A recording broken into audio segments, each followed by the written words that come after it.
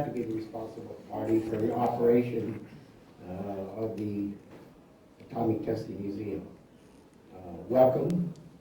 This is another in a continuing series of our distinguished lecture series. Without having to go over the rest of them, there's a plaque outside in the front that lists all the other ones that we've had. And this evening's program is due in part to the support of the Nevada Arts Council and the Nevada Endowment for the Arts. This evening's presentation is to be given by Dr. Stephen Younger. Dr. Younger currently serves as the president of the National Securities Technology, the management and operating contractor at the Nevada Test Site. He also holds appointments as a senior policy scholar at the Woodrow Wilson International Center for Scholars, and is a faculty member of the University of Hawaii, at Manoa. He is also a member of the Board of Trustees for the Nevada Test Site Historical Foundation. He's currently engaged in research that focuses on the nature of human violence. He's an accomplished author.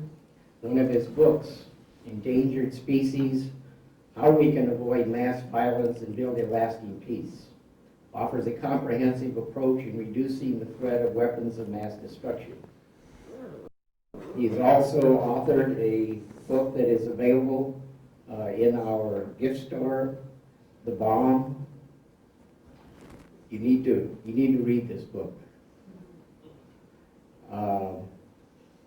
I don't know if you can read it in one sitting. I tried and I didn't make it.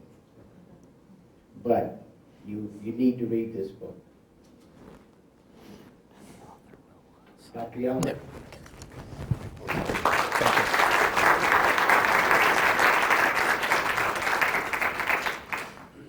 Well, good evening, everyone, and thank you for coming. I'd like to share with you tonight some stories of some remarkable men and their works, and some remarkable women and their works. And I'd like to put it in the context of a cataclysmic event, the First World War, which I think as the talk progresses you may see as the defining event of the 20th century. It took the entire century to work out, but it changed the world as few things have changed the world. The old century, the 19th century, was growing tired. It was in need of change. Queen Victoria ruled from 1837 to 1901, 64 years. People were born, grew up, had children, had grandchildren, and died of old age, while the Queen presided over an empire that spanned the globe. It was a comfortable life for some. People knew their place. There was a very well-structured society. But there were winds of change, even at the turn of the century. Germany was arming under a Kaiser that sought his own place, his own empire. And there were social changes afoot. Agriculture was giving way to industry. The railroad and the telegraph has been described as the Victorian internet. We're uniting distant points as never before. But underneath it all, there was a great restlessness in society. And that restlessness ignited on June 28, 1914, with the assassination of Franz Joseph, heir to the Austro-Hungarian Empire, by Gavrilo Princip, a young anarchist, in Sarajevo, Serbia. Vienna was incensed. They had had problems with Serbia before. They issued a harsh ultimatum to Serbia. Serbia accepted. Austria mobilized anyway, mobilized its army.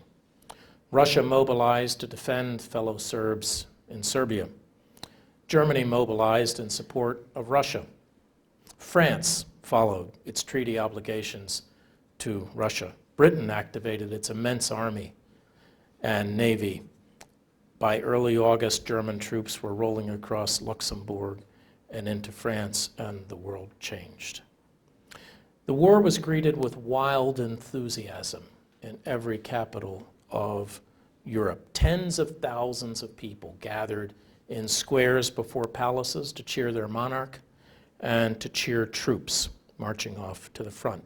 Lines formed in front of recruiting stations as young men volunteered to serve. Posters extolled the rightness of their cause. In England, take up the sword of justice. In Germany, Jesus Christ was depicted blessing troops riding off to battle. German soldiers had "God is with us" engraved on their belt buckle. And among those who rushed to sign up was a remarkable generation of poets, classically educated, observant of nature and of humanity. These were not hothouse violets. Many were decorated for bravery, many were killed in battle. But they were also caught up in the moment. They were caught up at the end of what they saw as the stultifying stability of the 19th century.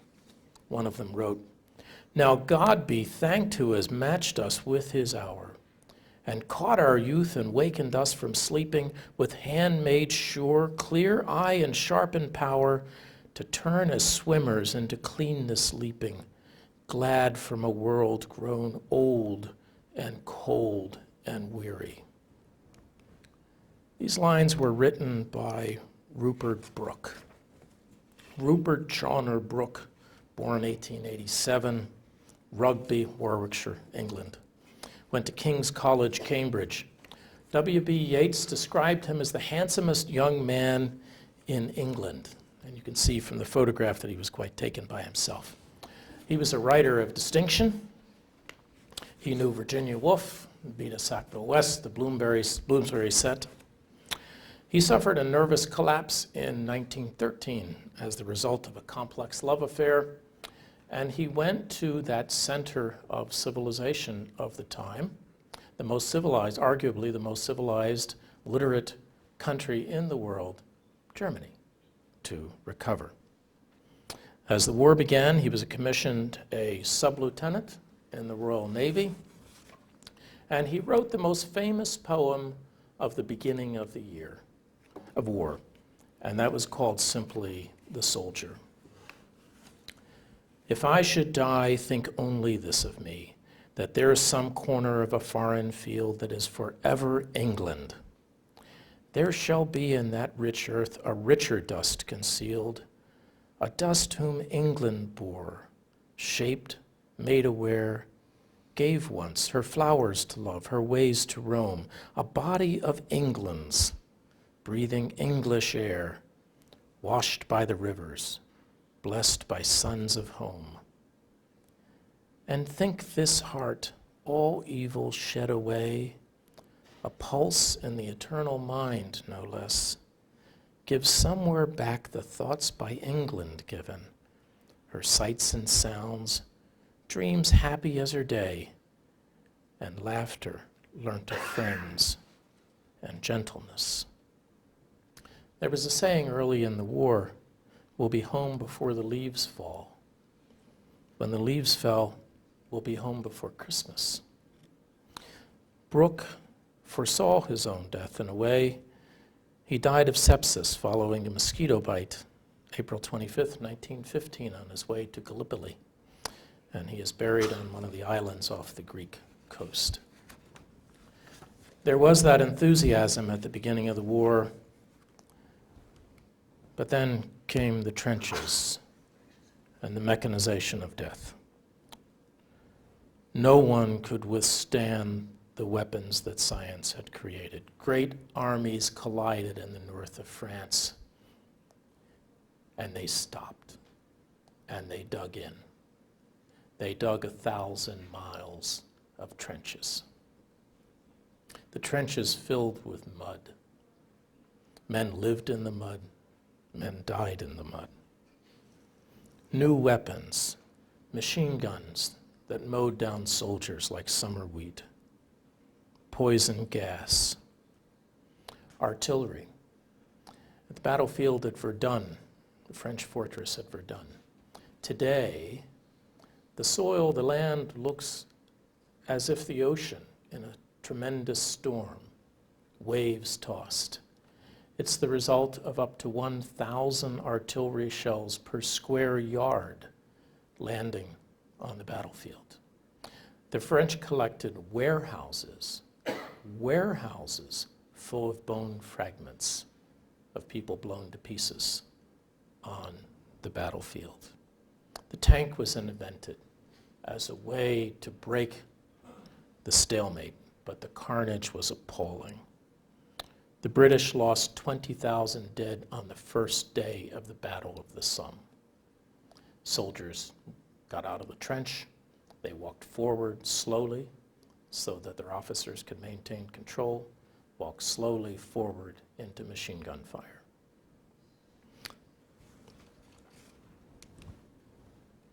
One of the most famous poets of the war, Siegfried Sassoon, wrote about what it was like to be in battle. Siegfried Lorraine Sassoon, his father was a member of a wealthy Jewish merchant family, disowned for marrying into the Thornycrofts, an old artistic British family. Sassoon went to Clare College, Cambridge, and he dropped out to play cricket and ride to hounds. He joined the British Army on threat of war.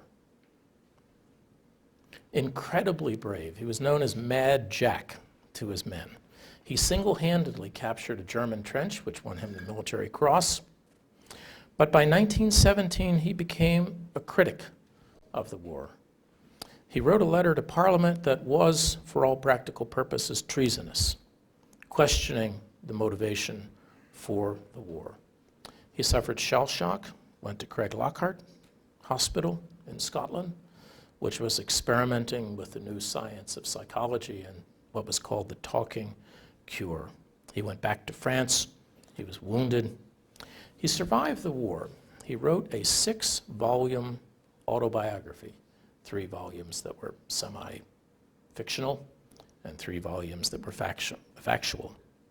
I think it's one of the great unrecognized classics of 20th century English literature. It is exquisite. He died at age 81, and he wrote about what it was like to be there.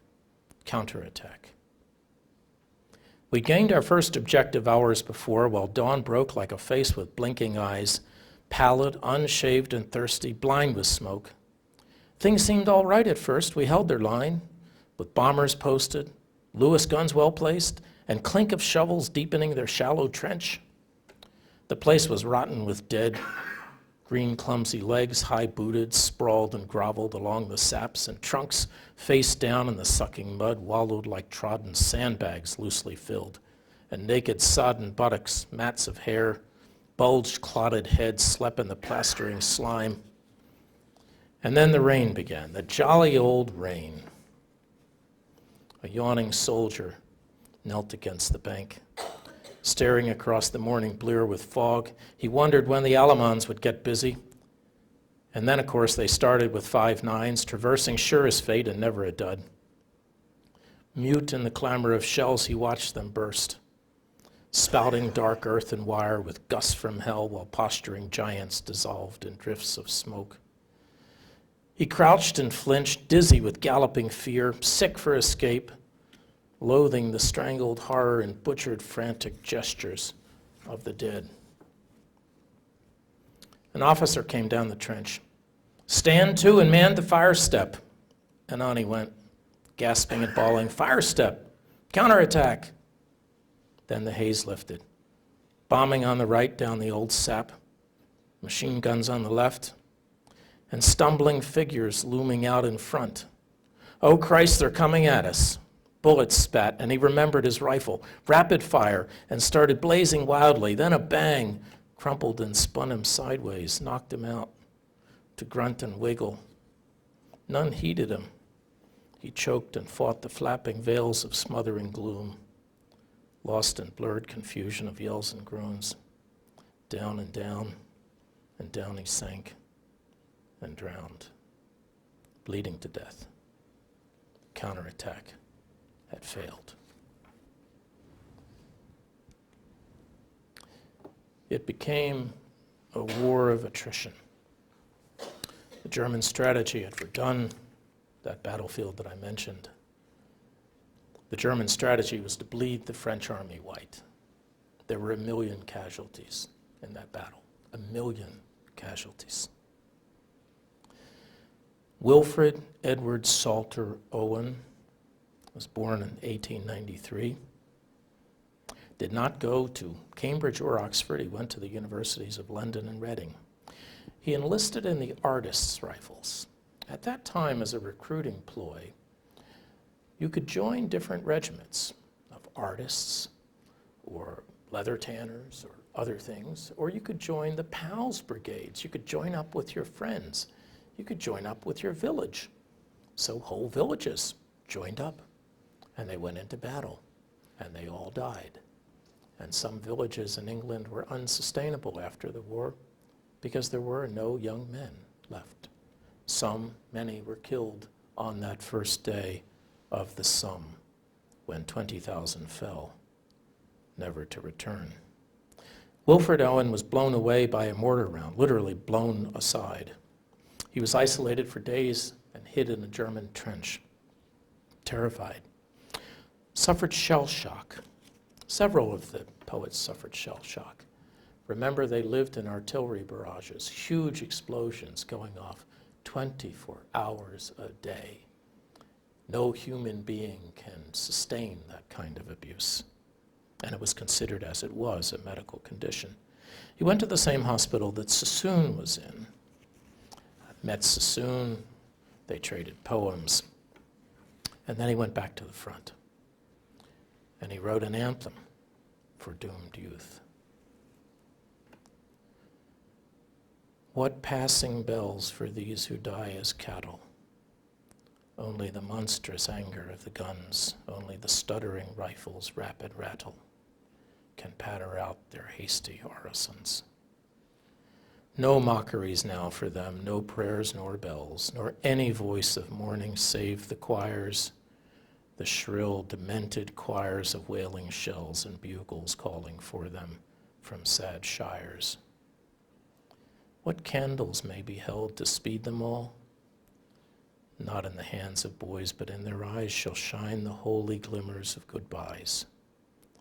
The pallor of girls' brows shall be their pall, their flowers the tenderness of patient minds, and each slow dusk a drawing down of blinds.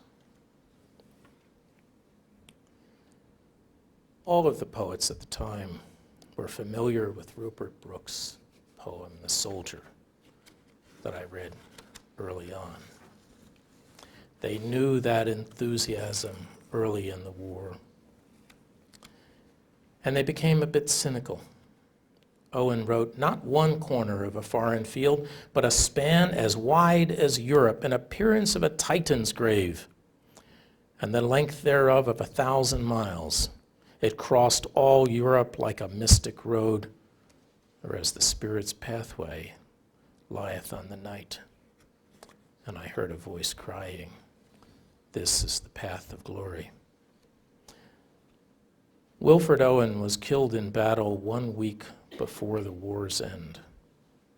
The telegram arrived at his mother's house as the bells announcing the armistice were ringing.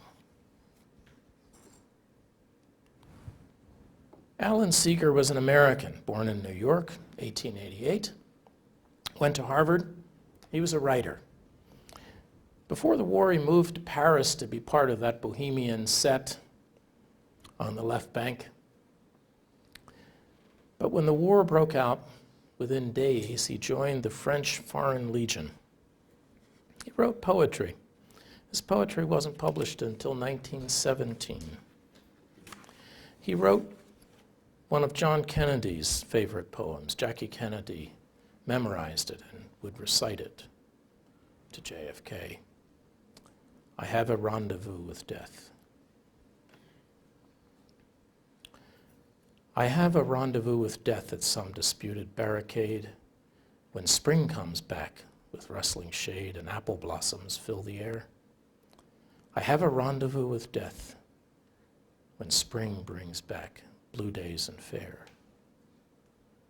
It may be he shall take my hand and lead me into his dark land and close my eyes and quench my breath. It may be I shall pass him still. I have a rendezvous with death on some scarred slope of battered hill when spring comes round again this year and the first meadow flowers appear. God knows 'twere better to be deep-pillowed in silk and scented down where love throbs out in blissful sleep, pulse nigh to pulse and breath to breath, where hushed awakenings are dear. But I have a rendezvous with death at midnight in some flaming town when spring trips north again this year. And I to my pledged word am true. I shall not fail that rendezvous. Allan Seger was killed by machine gun fire July 4th, 1916, while cheering his men forward. There were lighter moments, there had to be. Men played soccer behind the lines. If you look carefully at that picture, you can see the tents in the background. That was a rest and recreation camp. They would cycle through the trenches, go back for rest, go back to the trenches. And then there was a remarkable event, the Christmas Truce of 1914. It was Christmas Eve, dark, cold. Germans in the north of France started to sing Christmas carols. They put a Christmas tree up on the trench parapet. The British started to sing their own carols. And then a brave officer got out of the trench and walked into no man's land. Then a German got out. And then hundreds of men on each side got out. And all through the night and through Christmas Day, they showed photographs to one another, traded letters, traded presents. Germans gave the British sausage. British gave the Germans fruitcake. They were professional soldiers, and they didn't want to kill one another on Christmas Day. The generals were furious on both sides and issued orders. This was never, ever to happen again. And officers were given strict orders to shoot anyone that started such a truce. This was a war. The men thought differently. They knew that their counterparts were the same as them. A short time ago, they too were on the farm or in school, reading the same books, perhaps in a different language, but they were the same. Sassoon wrote, "Everyone sang. Everyone suddenly burst out singing, and I was filled with such delight as prisoned birds must find in freedom, winging wildly across the white orchards and dark green fields, on and out of sight. Everyone's voice was suddenly lifted, and beauty came like the setting sun. My heart was shaken with tears, and horror drifted away. Oh, but everyone was a bird, and the song was wordless. The singing will never be done." And then, as in every war, there was a comic cynicism. Not a resignation, but a comic cynicism. The pilot's psalm. We don't know who wrote this. The airplane at the right was the BE-2C. "The BE-2C is my bus, therefore I shall not want. He maketh me to come down in green pastures. He leadeth me where I will not go. He maketh me to be sick. He leadeth me astray on all cross-country flights. Yea, though I fly over no man's land where my enemies would compass me about, I fear much evil, for thou art with me. Thy joystick and thy prop discomfort me. Thou preparest a crash before me in the presence of thy enemies. Thy RAF anointeth my hair with oil. My tank leaketh badly. Surely to goodness thou shalt not follow me all the days of my life, else I shall dwell in the house of Colney Hatch forever. Colney Hatch is a place in England.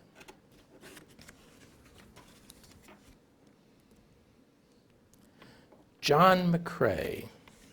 In contrast to the other poets that we're talking about, John Mccrae was a professional soldier. He was a physician, doctor, Canadian, born in 1872, so a bit older than the others we're talking about.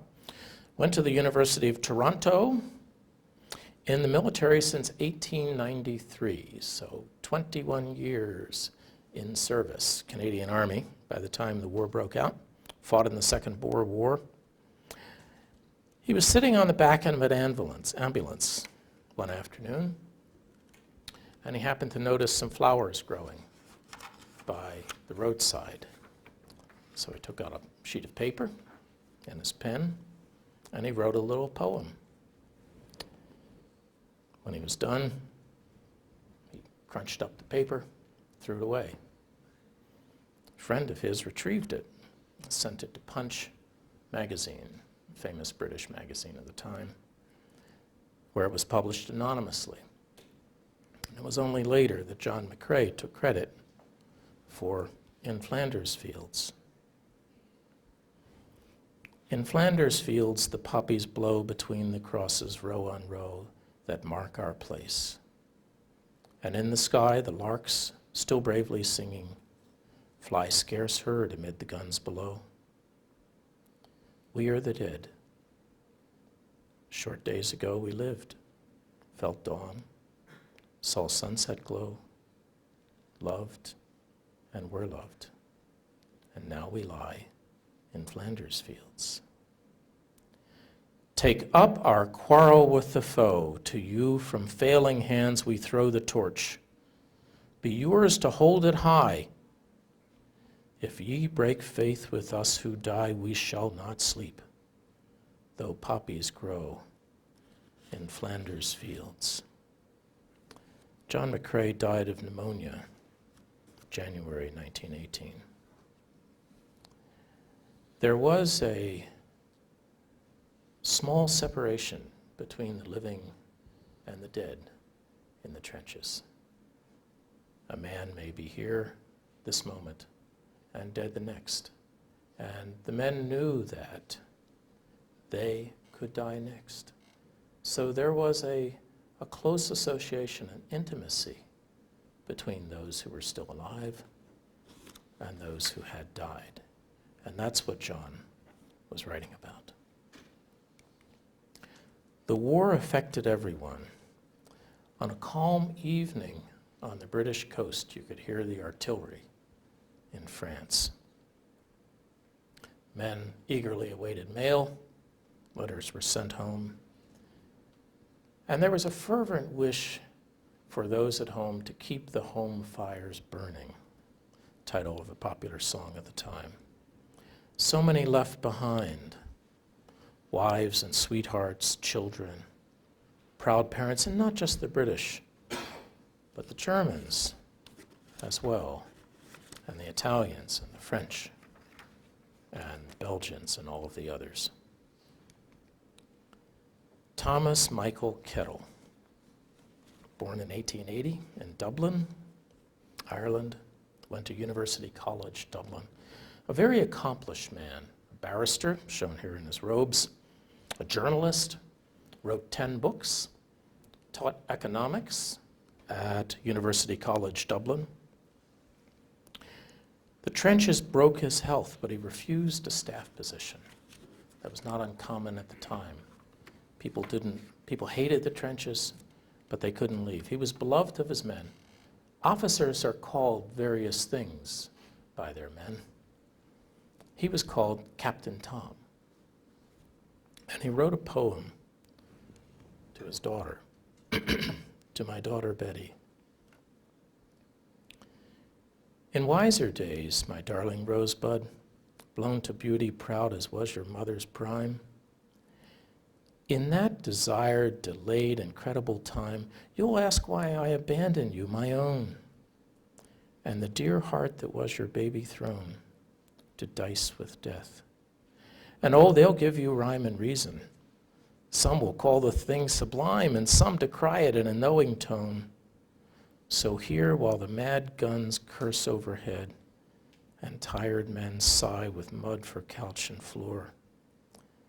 Know that we fools now with the foolish dead died not for flag, nor king, nor emperor, but for a dream, born in a herdsman's shed, and for the secret scripture of the poor. Tom Kettle was killed in action 4 days after he wrote this poem, September 9th, 1916, leading his men forward at the Battle of the Somme. 20,000 men were killed on the first day. They resumed the attack on the second, and the third, and the fourth, and the ninth, and on. There was an agony of a different kind on the home front, an agony of waiting. Waiting for their return, waiting for a telegram, even for a departure. Allan Mccrae wrote, "Train." Will the train never start? God make the train start. She cannot bear it keeping it up so long, and he no more tries to laugh at her. He is going. She holds his two hands now. Now she has touch of him and sight of him. And then he will be gone. He will be gone. They are so young. She stands under the window of his carriage, and he stands in the window. They hold each other's hands across the window ledge, and look, and know that they may never look again. The great clock of the station, how strange it is, terrible that the minutes go, terrible that the minutes never go. They had walked the platform for so long, up and down the platform in the rainy morning, and up and down and up and down. The guard came by calling, "Take your places, take your places." She stands under the window of his carriage, and he stands in the window. God, make the train start before they cannot bear it. Make the train start. God, make the train start. The three children there in black with the old nurse, standing together and looking up at their father in the carriage window. They are so forlorn and silent. The little girl will not cry, but her chin trembles. She throws back her head with its still little braid and will not cry. Her father leans down out over the edge of the window and kisses her and kisses her. She must be like her mother, and it must be the mother who is dead. The nurse lifts up the smallest boy, and his father kisses him, leaning through the carriage window. The big boy stands very straight and looks at his father, and looks and never takes his eyes from him, and knows that he may never look again. Will the train never start? God, make the train start. The father reaches his hand down from the window and grips the boy's hand and does not speak at all. Will the train never start? He lets the boy's hand go. Will the train never start? He takes the boy's chin in his hand, leaning out through the window, and lifts the face that is so young to his. They look and know that they may never look again. Will the train never start? God, make the train start. And then finally, at the 11th hour, on the 11th day of the 11th month, 1918, it was over. It was over with a sigh for some in the trenches. It was over with cheers. There were parades everywhere. Photograph of one in New Zealand. And hundreds of thousands of people came out, and every bell rang. People felt a need to be together. But there was also a need to reconcile? How do you deal with the aftermath? How do you deal with being in trenches for 4 years, seeing so many people killed, killing so many people yourself? And you come back to a world where tea is served, there are omnibuses, family members who cannot conceive of what you've seen. How do you reconcile? How do you forgive? Again, Siegfried Sassoon.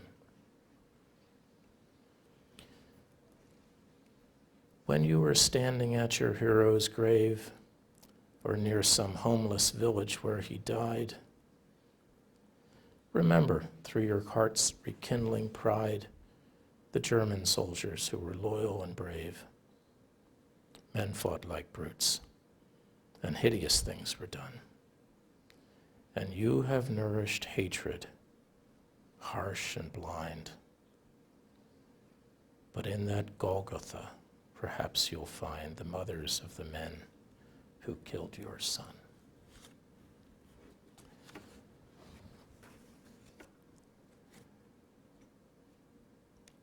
Vera Brittain sought reconciliation of a softer kind.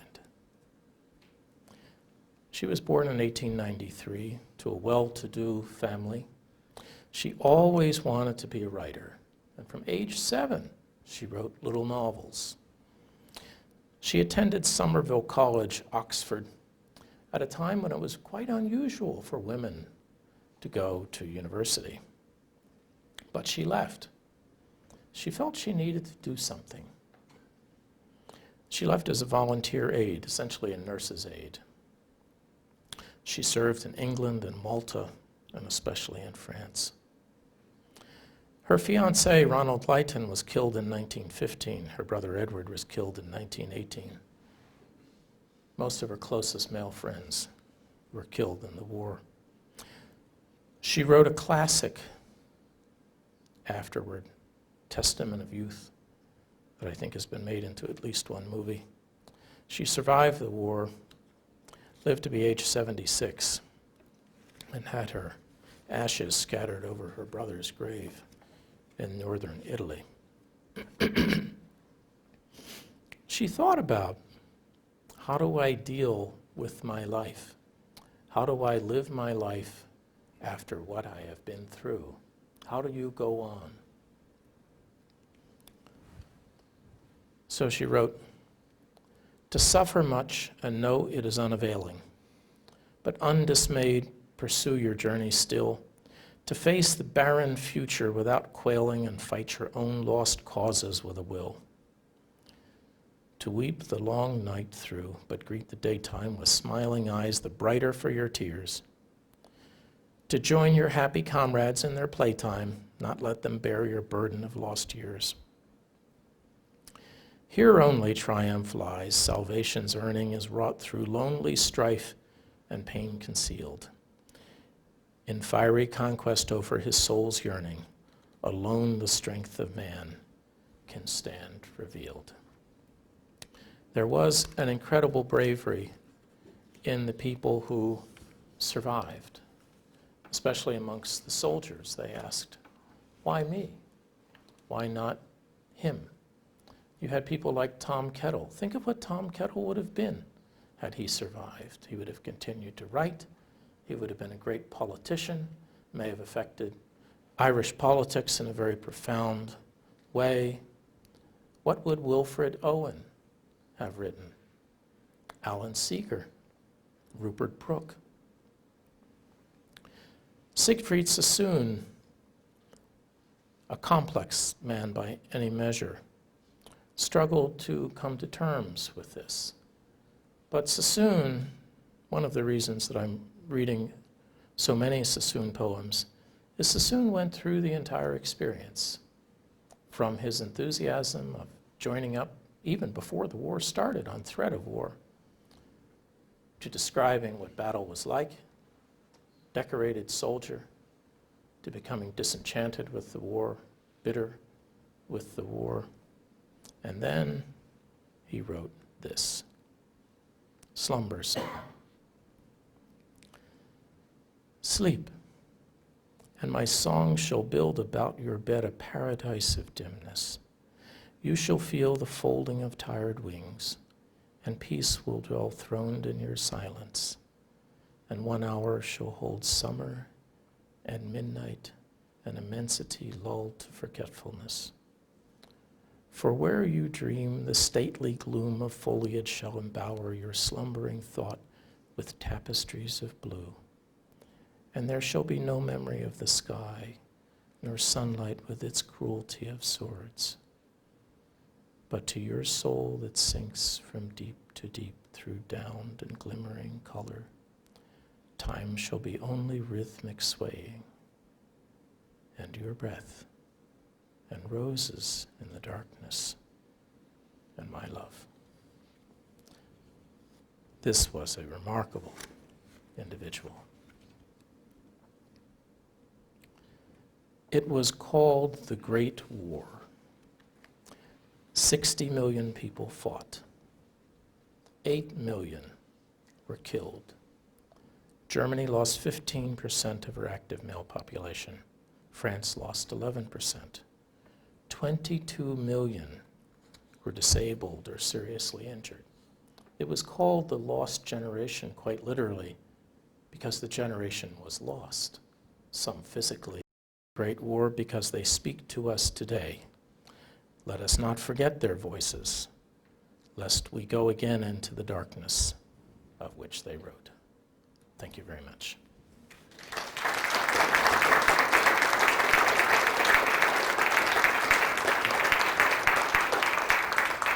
Thank you. Thanks once again for being present for this evening. For those of you who have the chance to go into the exhibit hall for the exhibit, here are some examples of the exhibit that will be up until the first part of June. And you can come back in on some other occasion. So thank you very much. Thank you. That was great. We still have nourishment out there? Yes.